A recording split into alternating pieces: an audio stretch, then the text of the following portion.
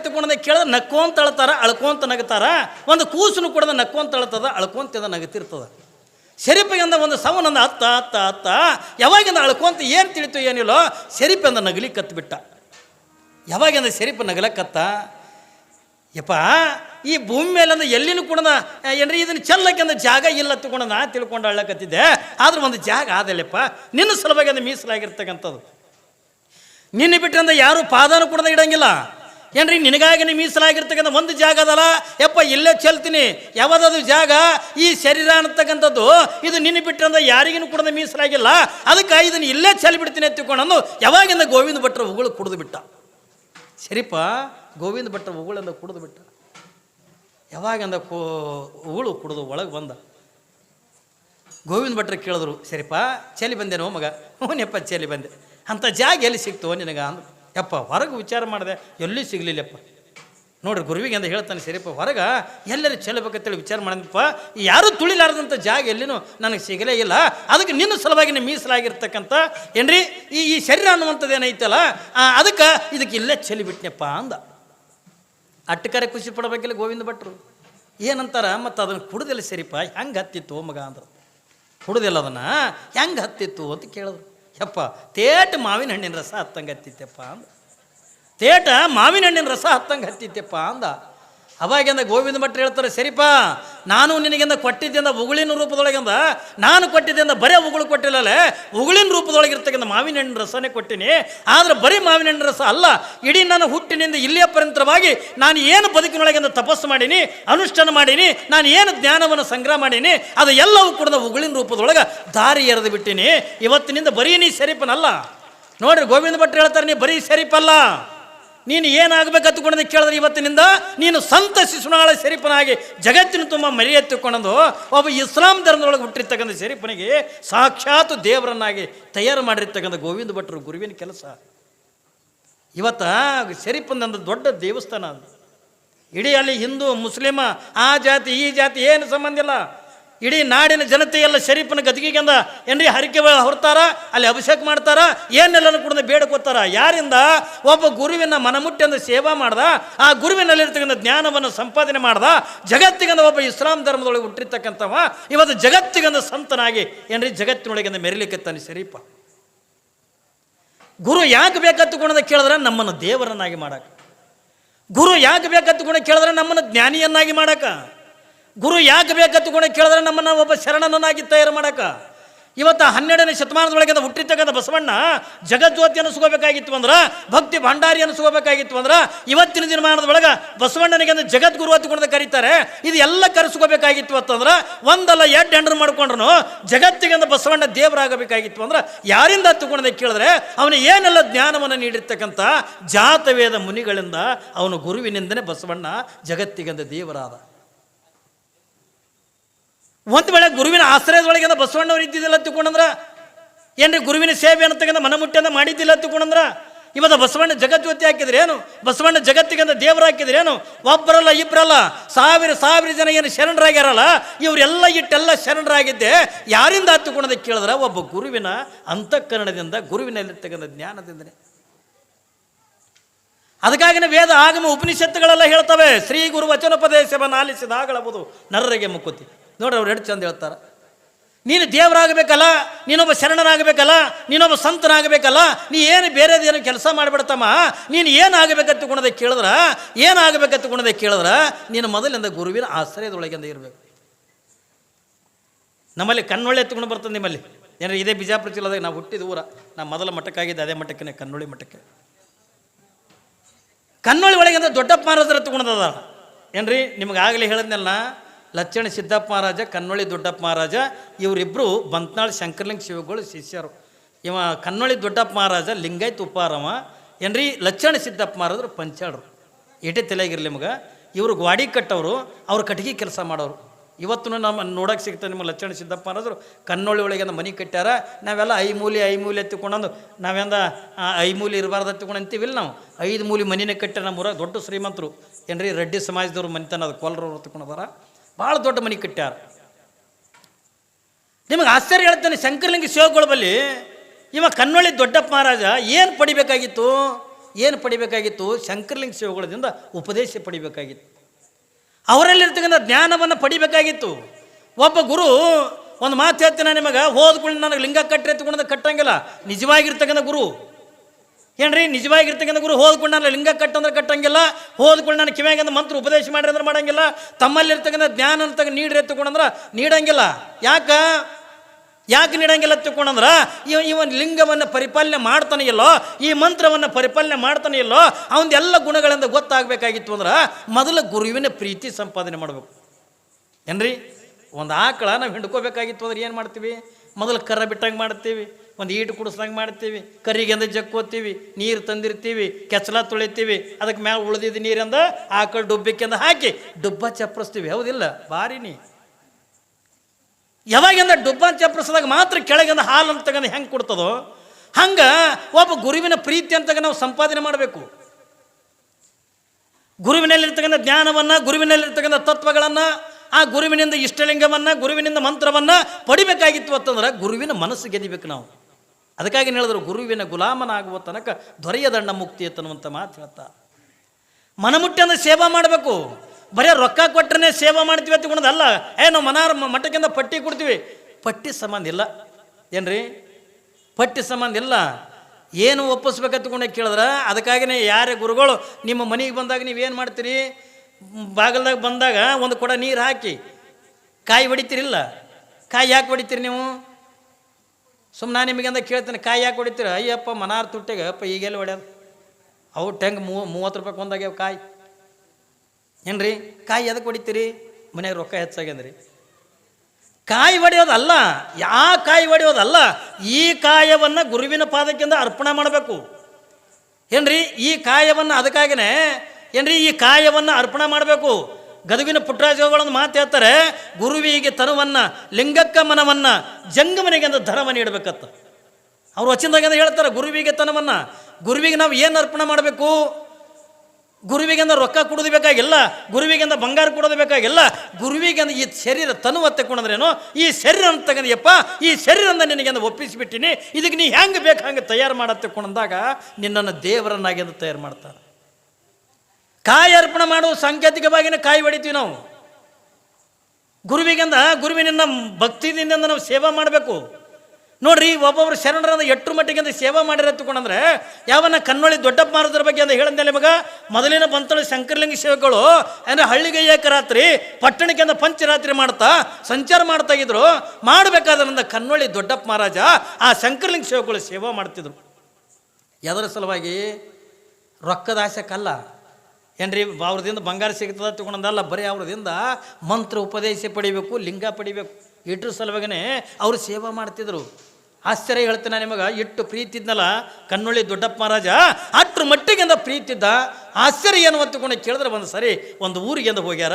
ಊರು ಹೊರಗೆಂದ ಒಂದು ಆಲದ ಗಿಡ, ಆಲದ ಗಿಡದ ಕೆಳಗೆಂದ ಒಂದು ಬಾವಿಗೆ ಅವರು ಶಂಕರಲಿಂಗ ಶಿವಗಳು ಏನಂತಾರ, ದೊಡ್ಡಪ್ಪ ಮತ್ತು ಇಲ್ಲೇ ಸ್ನಾನ ಮಾಡ್ತೀನಲ್ಲೇ, ನೀವು ಹೋಗ್ಯಂದ ಒಂದು 4 ಮನೆ ಕಂತಿ ಭಿಕ್ಷೆ ಬೇಡ್ಕೊಂಡು ಬಾ. ಕಂತಿ ಭಿಕ್ಷೆ ಬೇಡ್ಕೊಂಡು ಬಾ. ಸ್ವಾಮಿಗಳಿಗೆ ಕೊಡೋದೆ ಏನು ಕೊಟ್ಟಿರ್ತಾರೆ ನಮ್ಮ ಪಟ್ಟಾಧಿಕಾರದಾಗ? ಏನು ಕೊಟ್ಟಿರ್ತಾರೆ ರೀ? ನಮಗೆ ರೊಕ್ಕ ಕೊಟ್ಟರಂಗಿಲ್ಲ, ಬಂಗಾರ ಕೊಟ್ಟರಂಗಿಲ್ಲ. ನಿಮ್ಮ ಪ್ರಭುಕುಮಾರ ಶಿವಾಚಾರ್ಯ ಏನು ಕೊಟ್ಟಿವಿ? ಏನು ಕೊಟ್ಟಿರಿ ಹೇಳ್ರಿ? ಅದೇ ಹಾಳು ಬಿದ್ದು ಮಠದಾಗ ಒಂದು ಗಂಗಾಳ ಬೇಡ, ತೆಬಿಗೆ ಬೇಡ, ಏನ್ರಿ ಏನು ಇಲ್ಲಾರ್ದಂಥ ಮಠ ಕೊಟ್ಟಿರಿ. ಅವು ಗುರುವಿನ ಕರ್ತವ್ಯ ಏನು ಒತ್ತು ಕೊಡೋದ ಕೇಳಿದ್ರವ, ಅಂಥ ಮಠದಾಗಿನಿಂದ ಪಟ್ಟಾಧಿಕಾರ ಮಾಡ್ಕೊಂಡ್ರು ನಿಮ್ಮ ಅಪ್ಪಗಳು. ಯಾಕ್ರಿ, ಇವತ್ತಿನ ದಿನಮಾನದಾಗ ಇಂಥ ಸ್ವಾಮಿಗಳು ಸಿಗಂಗಿಲ್ಲ. ದಯವಿಟ್ಟು ನಿಮಗೊಂದು ಮಾತು ಹೇಳ್ತೀನಿ, ಇಂಥ ಸ್ವಾಮಿಗಳು ಸಿಗಂಗಿಲ್ಲ. ಕಷ್ಟದಾಗ ಏನ್ರಿ, ಕಷ್ಟದಾಗ ಬದುಕ್ತಕ್ಕಂಥ ಸ್ವಾಮಿಗಳು ಸಿಗಂಗಿಲ್ಲ. ಇವತ್ತು ಮಠಗಳಿಗಂದ ಆಗಬೇಕಾಗಿತ್ತ. ಮಠದಾಗ ರೊಕ್ಕ ಎಟ್ಟದ, ಆಸ್ತಿ ಎಟ್ಟದ, ಹೋದ್ಕೊಳ್ಳೇನು ಕಾರ್ ಅದೇನು, ಬಂಗಾರ ಎಟ್ಟಿಟ್ಟ ಹಿಂದಿನ ಸ್ವಾಮಿ, ಇದನ್ನೆಲ್ಲ ನೋಡಿ ಮರಿಯಾಗವ್ರೀಗ. ಏನ್ರಿ, ನಮ್ಮದು ಅಪ್ಪಗಳದ್ದು ಪರಿಸ್ಥಿತಿ ಏನಂದ್ರೆ ಹಾಳೆ ಬಿದ್ದ ಮಠಕ್ಕಾಗಿ ಇವತ್ತು ಬಹುಶಃ ಈ ನಾಡಿನೊಳಗೆ ಯಾರೂ ಅಂಥ ಮಠ ಕಟ್ಟಿಲ್ಲ. ಅಂಥ ದೊಡ್ಡ ಮಠ ಕಟ್ಟಿರ್ತಕ್ಕಂಥ ಸ್ವಾಮಿಗಳು ಅಂತಂದ್ರೆ ನಮ್ಮ ಪ್ರಭುಕುಮಾರ ಶಿವಾಚಾರ್ಯ. ಏನ್ರಿ, ಏನೂ ಇಲ್ಲಾರ್ದಂಥ ಮಠಗಳ್ರಿ. ಅದಕ್ಕಾಗಿ ಹಾನಗಲ್ ಕುಮಾರ ಶಿವಗಳದು ಯಾರಾದ್ರೂ ಕೂಡ ಪರಿಪಾಲನೆ ಮಾಡ್ಲಕತ್ತಾರ ತಗೊಂಡ್ರೆ ಅದು ನಮ್ಮ ಪ್ರಭುಕುಮಾರ ಶಿವಾಚಾರ್ಯ ಅಂದ್ರೆ ತಪ್ಪಾಗಲಿಕ್ಕಿಲ್ಲ. ಏನು ಹಾನಗಲ್ ಕುಮಾರ ಶಿವಗಳು ಹೇಳಿದ್ವು ತಗೊಂಡ್ರೆ, ಮಠದಿಂದ ಘಟ ಬೆಳಗಬಾರ್ದು. ಏನ್ರಿ, ಮಠದಿಂದನೇ ಘಟ ಬೆಳಗಬೇಕಂತಕೊಂಡಂದು ಏನತ್ವಿ, ಮಠದಿಂದ ಘಟ ಬೆಳಗಬಾರ್ದು, ಘಟದಿಂದನೇ ಮಠ ಬೆಳಗಬೇಕಂತ ನಮ್ಮಂತ ಆಸೆ ಹಾನಗಲ್ ಕುಮಾರ ಶಿವಗಳದಿತ್ತು. ಹಾನಗಲ್ ಕುಮಾರ ಶಿವಗಳದ್ದು ಇನ್ನೊಂದೇನು ಆಸೆ ಇತ್ತು ಅಂತಂದ್ರೆ ಆಸ್ತಿಗಾಗಿ ಸ್ವಾಮಿ ಆಗುವುದಕ್ಕಿಂತ ಆದರ್ಶಕ್ಕಾಗಿ ಅಂದ್ರೆ ಸ್ವಾಮಿ ಆಗ್ಬೇಕು ಅನ್ನುವಂಥದ್ದು ಹಾನಗಲ್ ಕುಮಾರ ಶಿವಗಳ ನಿಯಮ ಇದು. ಅವ್ರ ಆಸ್ತಿ ನೋಡೋಣ ಈ ಮಟ್ಟಕ್ಕೆ ಆಗಲಿಲ್ಲ. ನಿಮಗೆಲ್ಲರಿಗಿನ ಕೂಡ ಗೊತ್ತದ, ಯಾಕ್ರಿ ನೀವೆಲ್ಲ ಹಿರಿಯರೆಲ್ಲ ನೋಡಿದವ್ರು ಇದ್ದೀರಿ. ಅದರ ಪರಿಸ್ಥಿತಿ ಏನಿತ್ತು, ಹ್ಯಾಂಗಿತ್ತು, ಏನು ಕಿರಿಕಿರಿತ್ತು ಎಲ್ಲನೂ ಕೂಡ ನಿಮ್ಗೆ ಗೊತ್ತಿದ್ದಿದೆ. ಅದು ನನಗೆ ಗೊತ್ತಿಲ್ಲ ಏನ್ರಿ. ನನಗೆ ಇನ್ನೊಬ್ಬರಿಂದ ಊರಾಗಿನ ಹಿರಿಯರು ಒಬ್ರು ಹೇಳೋದು ಬಳಕರೆ ನನಗೆ ಗೊತ್ತಾಗಿದ್ದಿದ್ದು ಅಷ್ಟೇ ಏನ್ರಿ. ಅಷ್ಟೆಲ್ಲ ಕಷ್ಟದಾಗ ಅಂದ ಬೆಳೆದು ಇವತ್ತಿಂಥ ದೊಡ್ಡ ಮಠ ಕಟ್ಟಾರಲ್ಲ ಈ ನಾಡಿನೊಳಗೆ. ಆ ಪಟ್ಟಾಧಿಕಾರ ಮಾಡುವಾಗ ಅಂತ ಹಾಳು ಬಿದ್ದು ಮಠಕ್ಕೆ ಪಟ್ಟಾಧಿಕಾರ ಮಾಡಿದ್ರಿ. ಏನು ಕೊಟ್ಟರಿ ಗುರುಗಳು? ಅಧಿಕಾರ ಕೊಟ್ಟಿರ್ತಕ್ಕಂಥ ಗುರುಗಳು ಏನು ಕೊಟ್ಟರು? ಏನು ಕೊಟ್ಟಿಲ್ಲ ತಾಯಿ. ಒಂದೇ ಒಂದು 3 ಕೊಟ್ಟಾರ ಅವರಿಗೆ. ಯಾವುದನ್ನು? ಕಾಲೊಳಗಿಂದ ಕಡಾವಿಗೆ ಏನ್ರಿ ಪಾದರಕ್ಷೆ ಅಂತೀರೇನು ನೀವು? ಒಂದು ಪಾದರಕ್ಷೆ ಕೊಟ್ಟಾರ. ಎರಡನೇದಿಂದ ಕೈಯಾಗಿಂದ ಬೆತ್ತ ಕೊಟ್ಟಾರ. ಬಗಲಾಗಿಂದ ಜೋಳಿಗೆ ಕೊಟ್ಟಾರ. ಜೋಳಿಗೆ ಎದಕ್ಕೆ ಕೊಟ್ಟಾರ ಅಂತಕೊಂಡ್ರೆ ನಿನಗೆಟ್ಟೆ ಕಷ್ಟ ಇರಲಿ, ನಿನಗೆಟ್ಟರೆ ತೊಂದರೆ ಇರಲಿ, ನೀನು ಭಿಕ್ಷೆ ಬೇಡ್ಕೊಂಡು ತಂದು ಬಂದು ಭಕ್ತರಿಗೆ ಪ್ರಸಾದ ಮಾಡಿಸ್ಬೇಕು, ನೀ ತಿರ್ಕೊಂಡು ತಂದು ಕರ್ಕೊಂಡು ಊಟ ಮಾಡತ್ತಕೊಂಡೊಂದು ಜೋಳಿಗೆ ಕೊಟ್ಟಾರ. ಹೇಳ್ತೀರಿ ಜೋಳಿಗೆ ನಮಗೆ ಅದಕ್ಕೆ ಕೊಟ್ಟಾರ. ಇನ್ನು ಕೈಯಾಗ ಬೆತ್ತ ಯಾಕೆ ಕೊಟ್ಟಾರತ್ತಂದ್ರೆ ಅಪ್ಪಿ ಅಂದ ಎಡೆ ಬೀಳ್ತಿದ್ದೆ ಎತ್ತಿಕೊಂಡ ಆಶ್ರಕ್ಕೆ ಅಂದ ಹಿಡ್ಕೊಳಕ್ಕೆ ಸೊಕ್ಕಿನಿಂದ ಬಂದವನು ಎದಿಗೆ ಗುದ್ದಾಕ. ಏತ್ರಿ ಮಠ ಮಾನ್ಯಗಳು ತಗೊಂಡಂದಾಗ ಅದಕ್ಕೆ ಮಠದ ಬಾಗಿಲುಗಳು ಸಣ್ಣ ಇರ್ತಾವೆ ನೋಡಿ. ನೀವು ದೇವಸ್ಥಾನ ಮಠ ಮಂದಿರಗಳದು ಬಾಗಿಲು ಸಣ್ಣ ಇರ್ತಾವೆ. ಯಾಕೆ ಇರ್ತಾವ ತಿಳ್ಕೊಂಡು ಕೇಳಿದ್ರೆ ನೀನು ಎಷ್ಟೇ ಶ್ರೀಮಂತನಾಗಿರು, ನೀನು ಎಂಥವನೇ ಆಗಿರು, ನೀನು ಮಠಕ್ಕೆ ಬರಬೇಕಾಗಿತ್ತು ಅಂದ್ರೆ ಒಬ್ಬ ಗುರುವಿನ ಮಗ ಆಗಿ ಅಂದ ಬಗ್ಗಿನೇ ಬರ್ಬೇಕಂತ ತಿಳ್ಕೊಂಡು ಅದಕ್ಕೆ ಅದು ಬಾಗಿಲುಗಳು ಸಣ್ಣ ಇಟ್ಟಿರ್ತಾರೆ. ನಾವು ಗುರುವಿನ ಮಗ ಆಗಿ ನೀವು ಒಳಗೆ ಬರಬೇಕು. ನಾ ದೊಡ್ಡ ಶ್ರೀಮಂತಿನಿ, ನಾ ಶ್ರೀಮಂತಿನಿ, ಅಲ್ಲಿ ಗುರುವಿನ ಮುಂದೆ ಏನು ನಡೀತದ ಏನ್ರಿ? ಅವನು ಗುರುವಿನ ಮುಂದೆ ತೋರಿಸೋರು ನೀನು ಸಂಪತ್ತಿನ ಕಸ್ಕೊಳವನ ಏನಿಲ್ಲ ಇಲ್ಲ. ಅದಕ್ಕಾಗಿ ನಂದು ಆಶ್ರಕ್ಕಿಂದ ಹಿಡಿಯೋ ಕೋಲ ಏನ್ರಿ ಸೊಕ್ಕಿನಿಂದ ಬಂದವ್ರಿಗೆ ಎದಿಗೆ ಗುದ್ದಾಕ ಇದು ಬೆತ್ತ ಕೊಡ್ತಾರ. ಏನು ಕಾಲಾಗಿಂದ ಕಡಾವಿಗೆ ಯಾಕೆ ಕೊಡ್ತಾರ ತಿಳ್ಕೊಂಡ್ರೆ ಆ ಕಡಾವಿಗೆದಿಂದ ನಿನ್ನ ಬ್ರಹ್ಮಚರ್ಯವನ್ನು ನೀನು ಕಾಪಾಡ್ಕೋಬೇಕು. ಏತಿಲ್ರಿ ನಮಗೆ ಕೊಡೋದ ಕಡಾವಿಗೆ ಅದಕ್ಕೆ ಪಾದರಕ್ಷೆ ನಮಗೆ ನಿನ್ನ ಬ್ರಹ್ಮಚರ್ಯವನ್ನು ನೀನು ಕಾಪಾಡ್ಕೋಬೇಕಂತ ತಿಳ್ಕೊಂಡದ ಕಡಾವಿಗೆ ಕೊಡ್ತಾ. ಎಲ್ಲ ಸ್ವಾಮಿಗಳದ್ದು ಕೂಡ ಅದನ್ನೇ. ಯಾರೇ ಬೇಕಾದಂಥ ಶ್ರೀಮಂತ ಸ್ವಾಮಿ ಇದ್ರೂ ಕೂಡ ಅವ ಬೇಡ್ಕೊಂಡೇ ಊಟ ಮಾಡಬೇಕೆ ಹೊರತಾಗಿ ಏನ್ರಿ ಮಠದಾಗ ನಾ ದೊಡ್ಡ ಶ್ರೀಮಂತಿನ ತಿಳ್ಕೊಳೋದು ನಾವೇನಂತೀವಿ ಗೋಡಂಬಿ ಮನುಕ ತಿಂದು ಬದುಕೋದಕ್ಕಾಗಲ್ಲ ಸನ್ಯಾಸಿಗಳ ಜೀವನ. ಮತ್ತು ನೀವು ನಮ್ಗೆ ಕಷ್ಟ ಬರ್ತಾ ನಿಂಬಲ್ಲೇ ಬರ್ಬೇಕು, ನಾವು ಭಕ್ತರ ಬಲ್ಲೇ ಏನ್ರಿ. ನಾವು ಉಣ್ಬೇಕಾದ್ರೆ ನಿಂಬಲ್ಲಿ ಬರಬೇಕು, ತಿನ್ನಬೇಕಾದ್ರೆ ನಿಂಬಲ್ಲಿ ಬರಬೇಕು. ಅದಕ್ಕಾಗಿ ನಿಮಗೆ ನಾವು ತಾಯಿ ಅಂತೀವಿ. ನೀವೇ ನಮ್ಮ ಬಂದು, ನೀವೇ ನಮ್ಮ ಬಳಗ, ನೀವು ಉಣಿಸೋರು ನೀವು, ತಿನ್ನಿಸೋರು ನೀವು. ಈಗ ನೋಡ್ರಿ ಪಾಪ ಒಬ್ಬರು ಭಕ್ತರು ಗುಳೇದ ಗುಡ್ಡ ಬಲ್ಲಿ ಅದು ಯಾವೂರು ಅದ ಹಳದೂರ ನೋಡ್ರಿ. ಹಳದೂರು ಭಕ್ತರು ಏನ್ರಿ ಈ ತುಲಾಭಾರ ಮಾಡಕತ್ತಾರೆ. ಎದರ ಸಲುವಾಗಿ ಎತ್ತಿಕೊಂಡ್ರೆ ಇದು ಪ್ರಭು ಕುಮಾರ ಶಿವಾಚಾರ್ಯ ಬೇರೆ ಯಾರೂ ಅಲ್ಲ. ಅವರು ಸ್ವಂತ ನನ್ನ ಮಗ ಇದ್ದಂಗ ಮಗನಿಂದ ಒಂದು ತಕಡೆಗಿಂದ ಕುಂದ್ರಿಸಿ ಒಂದು ತಕಡೆಗಿಂದ ರೊಕ್ಕ ಹಚ್ಚಿ ನೋಡಿ ಖುಷಿ ಪಡೋಕೆಂದು ತುಲಾಭಾರ ಮಾಡಕತ್ತಾರ ಏನ್ರಿ. ರೊಕ್ಕ ಗಳಿಸೋದಕ್ಕಾಗಿ ಅಲ್ಲ, ಮಗನನ್ನು ಏನ್ರಿ ಒಂದು ಕೂಸಿನಿಂದ ನಗ್ತಾ ಆಡ್ತಿತ್ತು ಅಂದ್ರೆ ಯಾರಿಗೆ ಖುಷಿ ಹಾಕೋದ್ರಿ? ತಂದೆ ತಾಯಿ ಖುಷಿ ಹಾಕೋದಿಲ್ಲ. ಹಂಗೆ ನೀವೇ ನಮ್ಮ ತಂದೆ ತಾಯಿ. ಇವತ್ತೊಬ್ಬ ಸ್ವಾಮಿಗಳನ್ನು ಏನ್ರಿ ಎತ್ತರ ಮೇಲಿಂದ ಇಟ್ಟು ಅವ್ರನ್ನ ನೋಡಿಂದ ಖುಷಿ ಪಡ್ತಕ್ಕಂಥವ್ರು ನೀವು ಭಕ್ತಾದಿಗಳು. ಶಂಕರಲಿಂಗ ಸ್ವಾಮಿಗಳ ಜೊತೆಯೊಳಗಂದ ದೊಡ್ಡಪ್ಪ ಮಹಾರಾಜ ಹೋಗಿದ್ದ ಗಿಡ ಅಲ್ಲೇ ಬಾವಿ ದೊಡ್ಡ ಅಂದರು. ಯಪ್ಪ ಅಂದ, ಹೋಗಿ ಕಂತಿ ಭಿಕ್ಷೆ ಮಾಡ್ಕೊಂಬ, ನಮ್ಮ ಬರುತ್ತನ ಸ್ನಾನ ಪೂಜೆ ಮಾಡ್ಕೊತೀನಿ, ಇಲ್ಲೇ ಹೆಂಗೋ ನೀರದ ಬತ್ತಂದು ಕೂಡ ಹೂನೆಪ್ಪ ತಿಳ್ಕೊಂಡಂದು ಪಾಪ ಇವ ದೊಡ್ಡಪ್ಪ ಜೋಳಿಗೆ ತೊಗೊಂಡು ಹೋದ. ಯಾವಾಗಿಂದ ಜೋಳಿಗೆ ತೊಗೊಂಡು ಹೋದ ಏನ್ರಿ ಒಂದು ಊರು ದಂಡಿಗೆ ಇತ್ತು. ಒಬ್ಬರು ಮನೆಗಿಂದ ಹೋದ. ಮನೆ ಶೃಂಗಾರ ಮಾಡಿದ್ರು.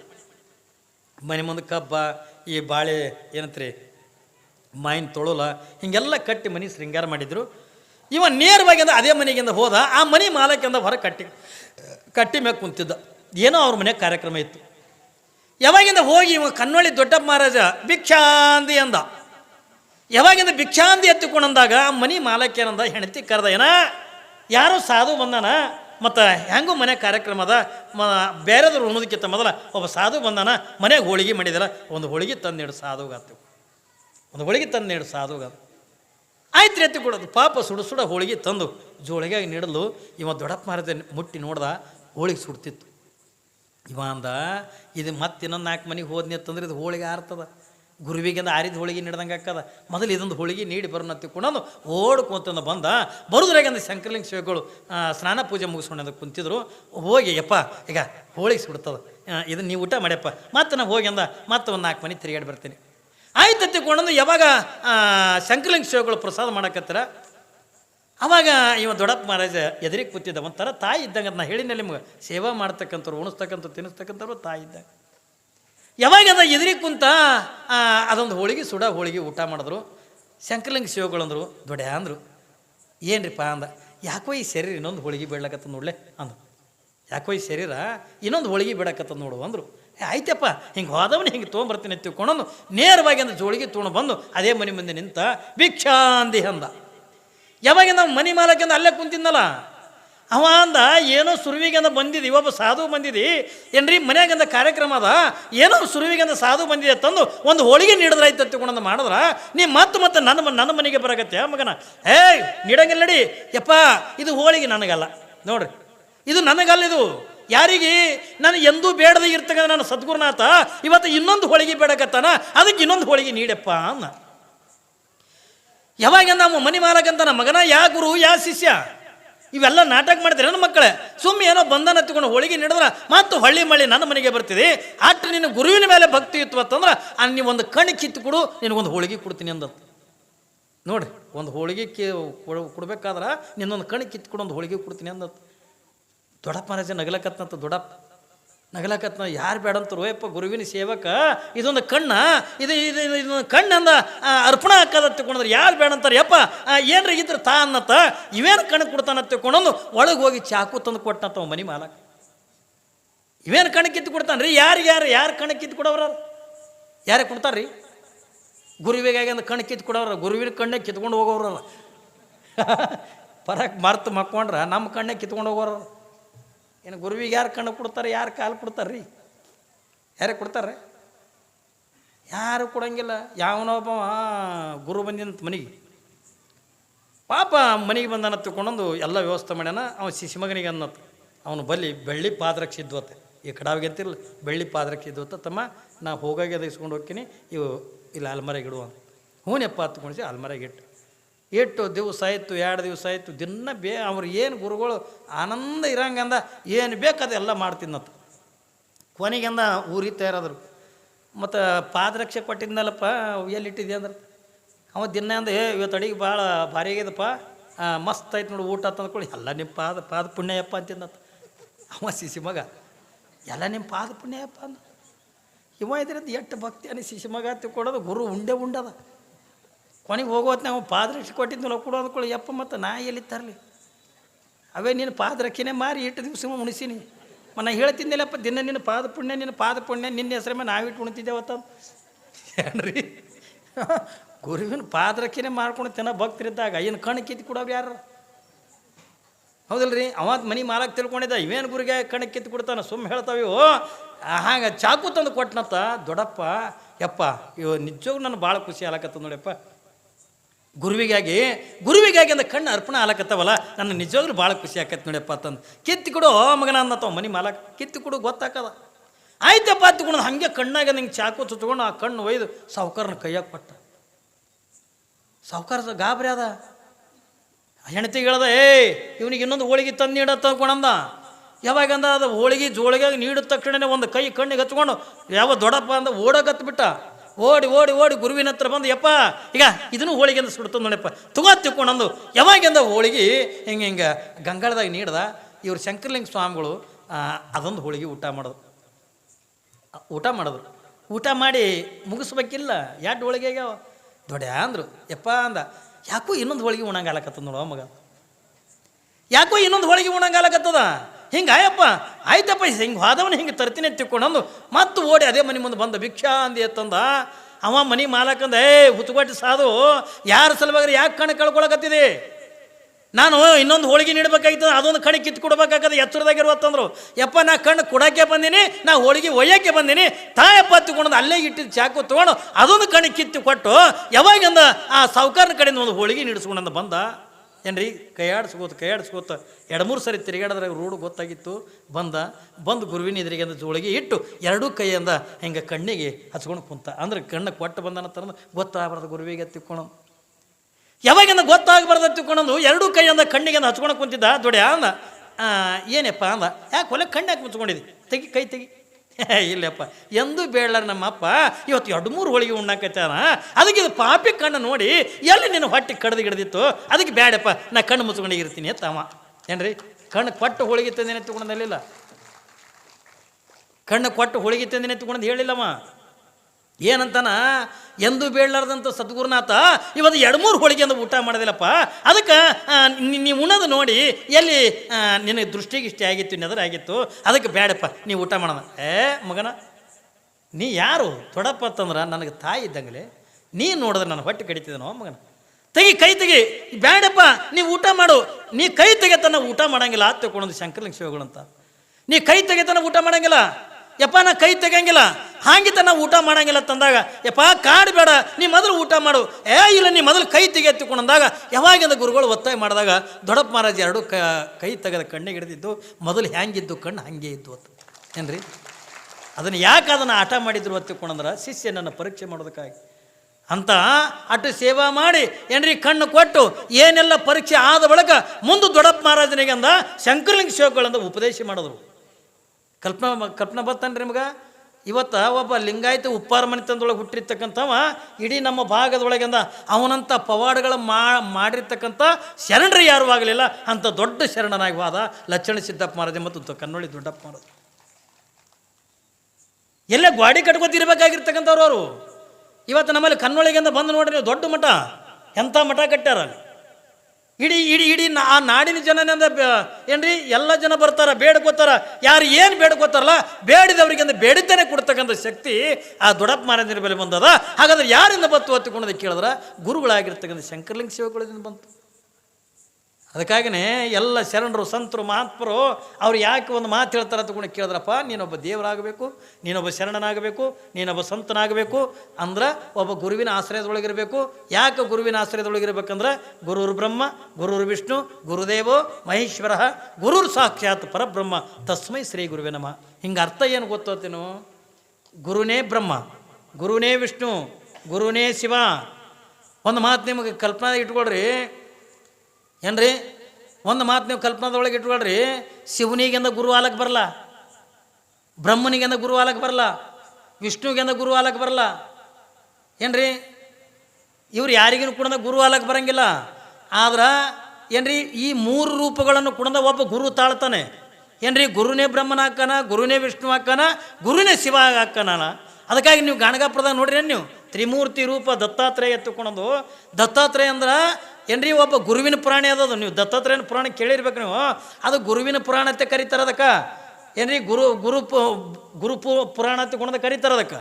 ಯಾಕೆ ಗುರು ಪುರಾಣ ಅಂತಾರೆ ಹತ್ತಿಕೊಂಡ್ರೆ ಆ 3 ಜನರ ರೂಪನೇ ಒಬ್ಬ ಸದ್ಗುರುನಾಥ ಅದನ್ನು ಹತ್ತಿಕೊಂಡಂದನೆ, ಅದಕ್ಕೆಂದ ಅವನನ್ನು ಗುರು ಹತ್ತಿಕೊಂಡಂದು ಕರೀತಾರೆ. ಯಾಕೆ ಅವರಲ್ಲಿರ್ತಕ್ಕಂಥ ಶಕ್ತಿ, ಅವರಲ್ಲಿರ್ತಕ್ಕಂಥ ಸಾಮರ್ಥ್ಯ, ಬ್ರಹ್ಮನಲ್ಲಿರ್ತಕ್ಕಂಥ ಶಕ್ತಿ, ವಿಷ್ಣುವಿನ ಬಲ್ಲಿರ್ತಕ್ಕಂಥ ತಾಕತ್ತ, ಶಿವನ ಬಲ್ಲಿರ್ತಕ್ಕಂಥ ಸಾಮರ್ಥ್ಯ, ಇವು ಎಲ್ಲವೂ ಕೂಡ ಯಾರ ಹತ್ರ ಇರ್ತಾವತ್ತಂದ್ರೆ ಒಬ್ಬ ಗುರುವಿನ ಹತ್ರದಿಂದ ಇರ್ತವೆ. ಅದಕ್ಕೆ ನಾವು ಒಬ್ಬ ಗುರುವಿನ ಆಶ್ರಯದೊಳಗಿದ್ದೀವಿ ಹತ್ತಿಕೊಂಡ್ರೆ ಸಾಕ್ಷಾತ್ ತ್ರಿಮೂರ್ತಿಗಳ ಸಾನ್ನಿಧ್ಯದೊಳಗಿದ್ದಂಗೆ ಅವನಲ್ಲಿರ್ತಕ್ಕಂಥ ಜ್ಞಾನವನ್ನು ಸಂಪಾದನೆ ಮಾಡಬೇಕು. ಸುಮ್ಮನೆ ಮಠಗಳಿಗೆ ಅಂದ ಹೋಗಿ ಅಂದ ಏನ್ರಿ, ಮಠ ಒಬ್ಬ ಗುರುವಿನ ಬಳಿ ಹೋಗಿ ಅಂದ ಬರೀ ನಮ್ಮ ಸಂಸಾರ ಸುದ್ದಿ ಹೇಳುವುದಲ್ಲ ಏನ್ರಿ. ಗುರುವಿನ ಹತ್ತಿರಿಂದ ಹೋದ ಬಳಿಕ ಅಷ್ಟಾವರಣ ಅಂದ್ರೆ ಏನು, ಷಡಸ್ಥಲ ಅಂದ್ರೆ ಏನು, ಪಂಚಾಚಾರ ಅಂದ್ರೆ ಏನು, ನಾವು ಭೂಮಿಗಿಂದ ನಾವು ಹೆಂಗೆ ಬಂದೀವಿ ಏನ್ರಿ, ಹೆಂಗೆ ಬದುಕು ಕಳಿಬೇಕಾಗ್ಯದ. ಈಗ ನಾನು ನಿಮಗೆ ಕೇಳ್ತೇನೆ ಏನ್ರಿ, ಸುಮ್ಮನೆ ನಾನು ನಿಮಗೆ ಅಂತ ಕೇಳ್ತೇನೆ, ನಾವು ಎಲ್ಲಿದ್ದು ಬಂದೀವಿ ಅನ್ನೋ ಗೊತ್ತದ ನಮಗೆ? ಎಲ್ಲಿದ್ದು ಬಂದಿರಿ, ಎಲ್ಲಿದ್ದು ಬಂದಿರಿ? ಏನು ಮುತ್ಯಾಗ ಅಂದ್ರೆ ಗೊತ್ತೇ ಇಲ್ಲಾರ್ದಂಗೆ ಹೇಳ್ತಾನೆ, ಮನೆದಿಂದ ಬಂದಿರಿ ಕೂತೀವಿ. ಇಟ್ಟು ಎಲ್ಲ ನಮ್ಮ ಪ್ರಶ್ನೆ ಹೌದಲ್ರಿ. ಎಲ್ಲಿದಿಂದ ಬಂದಿರಿ ಅಂತ ಕೇಳಿದ್ರೆ ಮನೆಯಿಂದ ಬಂದಿಲ್ಲ, ಕಲ್ಯಾಣ ಮಂಟಪದಾಗ ಕೂತೀವಿ. ನಮ್ಮ ಪ್ರಶ್ನೆ ಅದು ಅಲ್ಲ, ಮನೆಗೆ ಎಲ್ಲಿದಿಂದ ಬಂದೀವಿ. ಭಾಳ ತಿಳುವಳಿಕಿದ್ದ ಹೇಳ್ತಾನೆ, ತಾಯಿ ಗರ್ಭದಿಂದ ಮನೆಗೆ ಬಂದೀವಿ. ಆ ತಾಯಿ ಗರ್ಭದೊಳಗೆ ಎಲ್ಲಿದಿಂದ ಬಂದು ಇನ್ನೊಂದು ಸ್ವಲ್ಪ ತಿಳುವಳಿಕಿದ್ದ ಹೇಳ್ತಾನೆ, ತಂದೆ ಗರ್ಭದಿಂದ ತಾಯಿ ಗರ್ಭಕ್ಕೆ ಬಂದೀವಿ ಏನ್ರಿ. ಆ ತಂದೆ ಗರ್ಭದೊಳಗೆ ಎಲ್ಲಿದಿಂದ ಬಂದು ಈ ಪ್ರಶ್ನೆ ಇಲ್ಲಿಗೆ ಮುಗಿಯಂಗಿಲ್ಲ. ನಾವು ಪ್ರಶ್ನೆಗಳನ್ನು ಕೇಳ್ತಾ ಹೋದಂಗೆ ಕೊನೆಗೆ ಒಂದೇ ಒಂದು ನಿರ್ಣಯ ಕೊಡಬೇಕಾಗ್ತದ. ಅದರ ನಾವು ಪರಮಾತ್ಮನಿಂದ ಈ ಭೂಮಿ ಬಂದಿವೆ ಅಂತ ಹೇಳಬೇಕೆ ಹೊರತಾಗಿ ಅದನ್ನು ಬಿಟ್ಟಂದ್ರೆ ಬೇರೆದು ಹೇಳಕ್ಕೆ ಬರಲ್ಲ. ಹೌದಲ್ರಿ. ಭಗವಂತನಿಂದ ಈ ಭೂಮಿ ಬಂದೀವಿ, ಪರಮಾತ್ಮನಿಂದ ಈ ಭೂಮಿ ಬಂದಿವೆ ಅಂತಂದಾಗ ಈ ಪುರಾಣ ಬಿಟ್ಟುಕೊಳ್ಳೇನು, ಪ್ರವಚನ ಬಿಟ್ಟುಕೊಳ್ಳೇನು ಎಲ್ಲಿಗೆ ಹೋಗ್ತೀರಿ ನೀವು? ಎಲ್ಲಿಗೆ ಹೋಗ್ತೀರಿ? ಮನೆಯಿಂದ ಬಂದಿವೆ ಅಂತಂದಾಗ ಮನೆಗೆ ನಾವು ಹೆಂಗೆ ಹೋಗ್ತೀವೋ, ಯಾರು ಇಲ್ಲಿ ಇರ್ಲಕ್ಕಂತೂ ಬಂದಿಲ್ಲ. ನಾವು ಇಲ್ಲಿ ಕಲ್ಯಾಣ ಮಂಟಪದಾಗ ನಾವು ಯಾರು ಇರೋಂಗಿಲ್ಲ ಏನ್ರಿ. ಪ್ರವಚನ ಮಂಗಲ ಆದ ಕೂಡಲೇ ಪ್ರಸಾದ ಮಾಡಿಕೊಂಡು ನೇರವಾಗಿ ನಮ್ಮ ಮನೆಗೆ ಹೋಗ್ತೀವಿ. ಯಾಕೆ ಮನೆಯಿಂದ ಬಂದಿವೆ ಅಂತಂದಾಗ ನಾವು ಮನೆಗೆ ಹೋಗಬೇಕಾಗಿತ್ತು ಹತ್ತಿಕೊಂಡಂದ್ರೆ ಹಂಗೆ ಆ ಭಗವಂತನಿಂದ ಈ ಭೂಮಿ ಬಂದಿವೆ ಹತ್ತಿಕೊಂಡಂದಾಗ ಪುನಃ ನಾವು ಎಲ್ಲಿಗೆ ಹೋಗ್ಬೇಕು? ಭಗವಂತನ ಬಳಿಗೆ ಹೋಗ್ಬೇಕಲ್ಲ. ಏನ್ರಿ ಇಲ್ಲಾದ್ರೆ ಹಾಗೆ ಹೋಲಕ್ಕೆ ಬರ್ತದ. ಇಲ್ಲಿ ಪುರಾಣದಿಂದ ಮನೆಗೆ ಹೋಗ್ಬೇಕಾದ್ರೆ ಕಾಲೆಗೈಲಿ ಹೋಲಕ್ಕೆ ಬರ್ತದ. ಆದರೆ ಈ ಭೂಮಿದಿಂದ ಭಗವಂತನಲ್ಲಿ ಹೋಗ್ಬೇಕಾಗಿತ್ತು ಅಂತಂದ್ರೆ ನಾವು ಕಾಲೆಗೈಲಿ ಹೋಲಕ್ಕಿಂದ ಬರಂಗಿಲ್ಲ. ನಮ್ಮ ಬದುಕಿನೊಳಗಿಂದ 2 ಗಂಟೆಗಳನ್ನು ಕಟ್ಕೊಂಡು ಹೋಗ್ಬೇಕು. ಜೀವನದೊಳಗೆ ನಾವು 2 ಗಂಟೆ ಕಟ್ಕೊಂಡು ಹೋದಾಗ ಹೆಂಗೆ ನಿಮ್ಮ ಏನ್ರಿ ಮಸೂತಿದಿಂದ ನೀವು ಕೋಲಾರಕ್ಕಿಂದ ಹೋಗಬೇಕಾಗಿತ್ತು ಅಂದ್ರೆ ಬಸ್ನಾಗಿಂದ ಕುಂತು ಕೂಡಲೇ ಒಯ್ದು ನಿಮ್ಗೆ ಅಲ್ಲಿ ಇಳಿಸಂಗಿಲ್ಲ. ಮಧ್ಯದೊಳಗೆ ಒಬ್ಬ ಕಂಡಕ್ಟರ್ ಇರ್ತಾನೆ. ಅವ ಕಂಡಕ್ಟರ್ನ ಬಳಿ ರೊಕ್ಕ ಕೊಟ್ಟಂದ್ರೆ ಟಿಕೆಟ್ ತೊಗೋಬೇಕು. ಈಗ ರೊಕ್ಕನೂ ಇಲ್ಲೀಗ ಕಡೆಗೆ ಆಧಾರ್ ಕಾರ್ಡಲ್ಲಿ ಒಯ್ಬೇಕು ಹೆಣ್ಮಕ್ಳು. ಯಾಕ್ರಿ ಒಂದು ಏಟು ಜರ ಗಂಡ ಕಣ್ಣಕ್ಕೆ ಇರ್ಸರ್ ಸಾಕು. ನಾನು ನಮ್ಮೂರು ಹೋಗ್ಕಿನ್ನ ಹಂಗೆ ಆಧಾರ್ ಕಾರ್ಡ್ ಕೈ ಹಿಡ್ಕೊಳ್ಳೋಣ ರೈಟೇ. ಯಾಕ್ರಿ ಅದೊಂದು ಚಲೋ ಮಾಡ್ಯಾರ ಸಿದ್ದರಾಮಯ್ಯ. ಹೌದಲ್ರಿ, ಎಲ್ಲ ಹೆಣ್ಮಕ್ಳಿಗೆ 2,000 ರೂಪಾಯಿನೂ ಹೆಣ್ಮಕ್ಳಿಗೆ, ಆಧಾರ್ ಕಾರ್ಡ್ನು ಹೆಣ್ಮಕ್ಳಿಗೆ. ಅವ ಮಾಡೋದು ಮಾಡಲಿಕ್ಕೆ ಜಗತ್ತಿನ ದೇವ್ರನ್ನೂ ಕೊಡೋದು ಎಲ್ಲ ಹೆಣ್ಮಕ್ಳಿಗೆ. ಒಂದು ಹಬ್ಬ ತೋರಿ, ಹುಣ್ಣಿಮೆ ತೋರಿ, ಜಾತ್ರೆ ತೋರಿ, ಖೇತ್ರಿ ತೋರಿ, ಎಲ್ಲ ಚಲೋ ಬಟ್ಟೆ ತೋರಿ, ಬಂಗಾರ ತೋರಿ, ಎಲ್ಲ ಹೆಣ್ಮಕ್ಳಿಗೆ. ಒಮ್ಮೆ ಗಂಡು ಮಕ್ಕಳೆಲ್ಲ ಕೂಡ ಸ್ಟ್ರೈಕ್ ಮಾಡೋದು ಅಂತ ಪರಮಾತ್ಮ ಬಲ್ಲಿ. ಎಲ್ಲ ಹಬ್ಬ ಹುಣ್ಣಿಮೆ ಎಲ್ಲ ಅವ್ರಿಗೆ ಕೊಟ್ಟಿದ್ದೆ ಪರಮಾತ್ಮ, ನಮಗೂ ಏನೂ ಕೊಟ್ಟಿಲ್ಲ. ಅವನು ತಲೆ ಕೆಡಿಸ್ಕೊಂಡ ಪರಮಾತ್ಮ, ತಲೆ ಕೆಡಿಸ್ಕೊಂಡಂದು. ಹೌದಲ್ಲ ಪಾಪ ಇವಕ್ಕೆ ಏನೂ ಕೊಟ್ಟೇ ಇಲ್ಲ. ಅವ ಅನ್ನೋದು ಪರಮಾತ್ಮ ಅವಕ್ಕೆಲ್ಲ 5 ದಿವಸ 2 ದಿವಸದ ಹಬ್ಬಗಳು ಕೊಟ್ಟೀನಿ, ನಿಮಗೆ 15 ದಿವಸದ ಹಬ್ಬ ಒಮ್ಮೆ ಕೊಟ್ಬಿಡ್ತೀನಿ. ಯಾವುದು ಹೋಳಿ ಹುಣ್ಣಿ ಹೊಯ್ಕೋತ ತಿರ್ಗಾಡಿ ನಮ್ಮ ಗಂಡು ಮಕ್ಕಳು ಹಬ್ಬಿವೆ ನೋಡು ಹೋಳಿ ಹುಣ್ಣಿಮೆ. ಮತ್ತು ಅದು ಚಲೋ ಬಟ್ಟೆ ಉಡಂಗಿಲ್ಲ ನಾವು. ಇಟ್ಟು 15 ದಿವಸಗಟ್ಟಲೆ ಹೊಯ್ಕೊಂಡ್ರು ನಾವು ಚಲೋ ಬಟ್ಟೆ ಉಡೋದಿಲ್ಲ. ಮತ್ತು ಅವು ಹಿಂದು ಹರಿದಿದ್ದು ಬರೆದಿದ್ದು ತೊಗೊಂಡಿಂದ ನಾವು ನಿಮ್ಮಂಗಿಂದ ಸುನೋ ಪೌಡ್ರ್ ಹಚ್ಕೊಳ್ಳಲ್ಲ. ಮತ್ತು ಗಾಡಿ ಡಾಂಬರ್ ಹೆರಿತೋಣ ಬಾರಿ ಬರ್ಸ್ಕೊಂಡು ಹಾಡ್ತೀವಿ ಮಂಗ್ಯಾನಂಗೆ. ಮುಂಜಾನೆ ಸಂಜೆ ತನಕ ಹೊಯ್ಕೋತ ತಿರುಗಾಡಿದೆ. ಒಂದು ಮರದು ಹೊಯ್ಕೊಂಡು ಬಾಯಿ ಹೋಳಿಗೆ ಕಾಣ್ಲೆತ್ತಿಕೊಂಡು ಹೋಳಿಗೆ ಉಣಿಸ್ಬಿಟ್ರೆ ಮತ್ತು ಮುಂದಿನ ವರ್ಷ ನಾವು ಹೊಯ್ಕೊಳ್ಳೋದು. ಹಂಗೆ ಮನ್ಯಾಗಿಂದ ಹೆಂಡ್ರಿ ಕಿರಿಕಿರಿಗೆ ಹೊಯ್ಕೊಳ್ಳೋದು ಅದು ಬೇರೆ. ಇದು ನಮ್ಮ ಹಬ್ಬ ಏನ್ರಿ, ಇದು ನಮಗೆ ದೊಡ್ಡ ಹಬ್ಬ ಇದು. ಹಂಗೆ ಎಲ್ಲನೂ ಕೂಡ ಹೆಣ್ಮಕ್ಳಿಗೆ ಒಂದು ಹಬ್ಬ ತೋರಿ, ಹುಣ್ಣಿಮೆ ತೋರಿ ಎಲ್ಲನೂ ಕೂಡ ಹೆಣ್ಮಕ್ಳಿಗೆ ಇರ್ತದೆ ಪುಣ್ಯಾತ್ಮರೇ. ಆದ್ರೆ ಇಲ್ಲಿ ಆಧಾರ್ ಕಾರ್ಡ್ನು ಕೂಡ ಹೆಣ್ಮಕ್ಳಿಗೆ ಕೊಟ್ಟಾರ. 2,000 ರೂಪಾಯಿ ಹೆಣ್ಮಕ್ಳಿಗೆ ಕೊಟ್ಟಾರ. ಏನ್ರಿ ನೀ ಏನಾರು ತೊಗೊಂಡೋಗು, ಆಧಾರ್ ಕಾರ್ಡ್ ತೊಗೊಂಡೋಗು, ರೊಕ್ಕ ಕೊಟ್ಟರೆ ಟಿಕೆಟ್ ತಗೋ. ಒಟ್ಟು ನೀ ಅಂದ ಇಲ್ಲಿ ಮಸೂತಿ ಒಳಗೆ ಬಸ್ನಾಗ ಕುಂತಿ ಅಂತಂದ್ರೆ ಕೋಲಾರಕ್ಕಂದು ಹೋಗೋದ್ರೊಳಗಾಗಿ ನೀನು ಏನು ತೆಗಿಬೇಕಂತಂದ್ರೆ ಟಿಕೆಟ್ ತಕ್ಕೋಬೇಕು. ಟಿಕೆಟ್ ಇದ್ದಾಗ ಮಾತ್ರ ನಿಮ್ಮನ್ನು ವೈದ್ಯಂದ ಕೋಲಾರಕ್ಕಿಂದ ಹೆಂಗೆ ಇಳಿಸ್ತಾರೋ ಹಂಗೆ ಜೀವನದ ಒಳಗಿಂದ ಭೂಮಿಗೆ ಬಂದಿರತಕ್ಕಂಥವ್ರು ನಾವು ಕೊನೆಗಿಂದ ಭಗವಂತನಲ್ಲಿಗಿಂದ ಹೋಗಬೇಕಾಗಿತ್ತು ಅಂದ್ರೆ ನಾವು 2 ಟಿಕೆಟ್ ತಕ್ಕೋಬೇಕು, 2 ಗಂಟೆ ಕಟ್ಕೋಬೇಕು. ಅವು 2 ಗಂಟೆ ಯಾವ ಹೊತ್ತು ಕೊಡೋದು ಕೇಳಿದ್ರೆ ಒಂದು ಪುಣ್ಯದ ಗಂಟ, ಇನ್ನೊಂದು ಜ್ಞಾನದ ಗಂಟ. ಏನ್ರಿ ಇವು 2 ಗಂಟೆಗಳನ್ನು ನಾವು ಕಟ್ಕೊಳ್ಬೇಕು. ಒಂದು ಪುಣ್ಯದ ಗಂಟೆ ಕಟ್ಕೋಬೇಕು, ಇನ್ನೊಂದು ಎಂದ ಜ್ಞಾನದ ಗಂಟೆ ಕಟ್ಕೋಬೇಕು ನಾವು. ಆ ಜ್ಞಾನದ ಗಂಟೆ ಯಾವ ಹೊತ್ತು ಅನ್ನೋದನ್ನು ಇಲ್ತಾನೆ ನಿಮಗೆ ಅಂತ ಹೇಳ್ಕೊತ ಬಂದಿನ್ನ.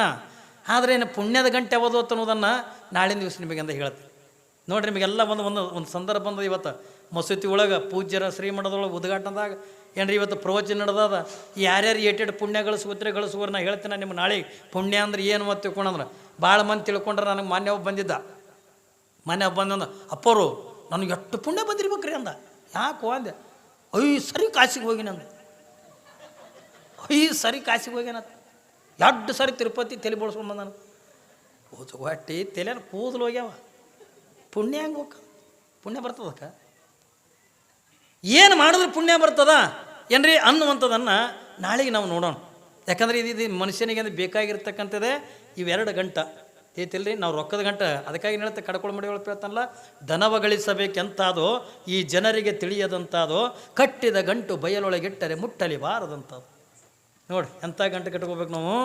ಯಾರೂ ಕಳ್ಳತನ ಮಾಡಿರಬಾರ್ದು, ಅಣ್ಣತಮ್ಮರು ಪಾಲ ಕೇಳಿರಬಾರ್ದು. ಏನ್ರಿ ನಾವು ಗಂಟೆ ಗಳಿಸ್ಬೇಕಾಗಿತ್ತು ಎಂಥ ಗಂಟ ಅಣ್ಣತಮ್ಮರು ಪಾಲ ಕೇಳಿರಬಾರ್ದು, ಯಾರೂ ಕಳ್ಳತನ ಮಾಡಿರಬಾರ್ದು. ಅಪ್ಪಿ ತಪ್ಪಿ ನಾವು ಬಂಗಾರ ಗಳಿಸ್ತೇವತ್ತು ಅಂದ್ರೆ ತಲೆ ಅಲ್ಮರಿಗೆ ತಲೆ ಕೊಟ್ಟು ಮಕ್ಕೋ. ಒಂದು ಬೆಕ್ಕು ಸುಳುಕತ್ತ ಗಬಕ್ಕನ ಹೇಳೋಣ, ಅಲ್ಮರಿನೇ ನೋಡ್ತಾನೆ, ಹೆಣ್ತಿ ನೋಡಲ್ಲ. ಹೇಗ್ರಿ ಮಾಡ್ತಾರಿಲ್ಲ? ಒಂದು 20,000 ರೂಪಾಯಿ ಅಲ್ಮರಿಗೆ ಇಟ್ಟರೆ ಸಾಕು. ಮುಂಜಾನೆ ಬರೋದು,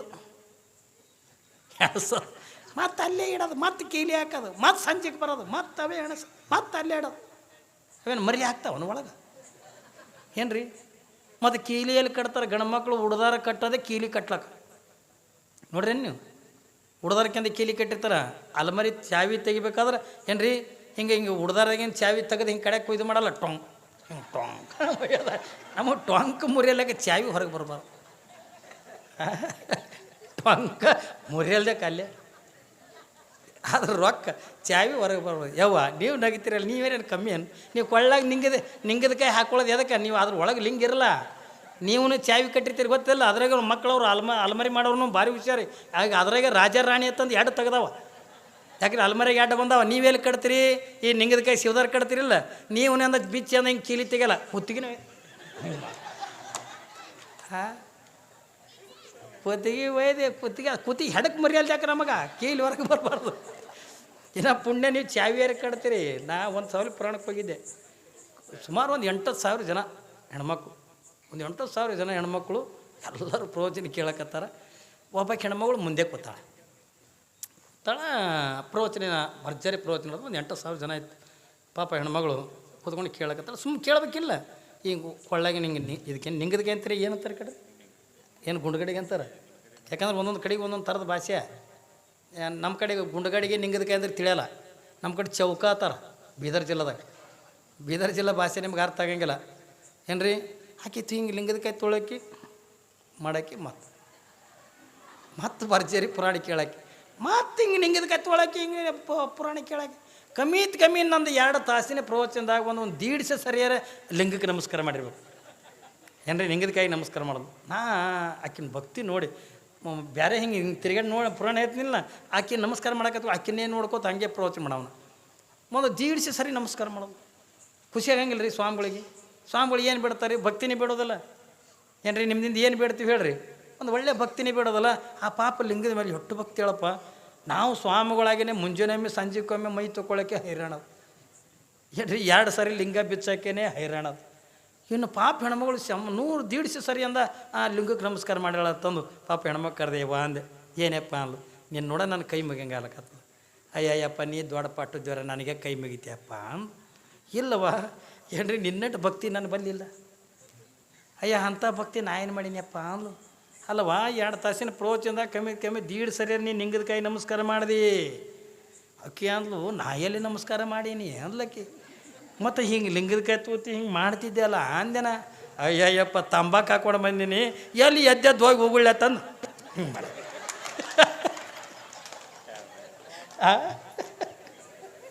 ಹಂಗ್ರಿ. ಒಳಗೆ ಲಿಂಗನೇ ಇಲ್ಲ.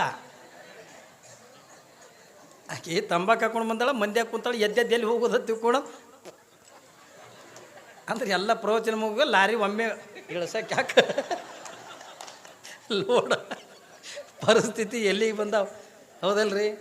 ಅದಕ್ಕೆ ಇಂಥ ಪರಿಸ್ಥಿತಿಗಳು ಬರಬಾರ್ದು ತಿಳ್ಕೊಂಡ್ರೆ ನಾವು 2 ಗಂಟೆ ಯಾವ